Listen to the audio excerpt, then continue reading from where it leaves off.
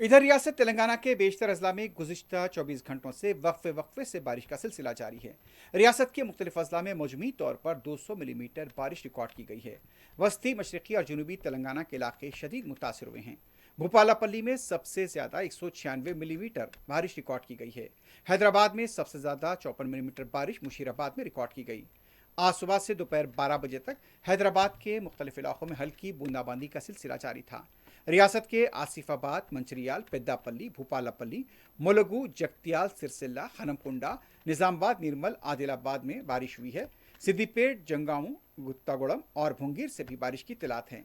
मौसमी पेशमी ख्यासी है कि आज रात तक भी वक्फे वक्फे से बारिश जारी रह सकती है। हैदराबाद में गुज़िश्ता रात बारिश की वजह से कई मुकामात पर सड़कों पर पानी जमा देखा गया। रात के औकात में कुंडापुर, आइकिया, गच्चीबोली और दूसरे मुकामात पर ट्रैफिक जाम रही। कई आला ओहदेदार ट्रैफिक की बहाली के लिए मुतहरिक देखे गए हैं।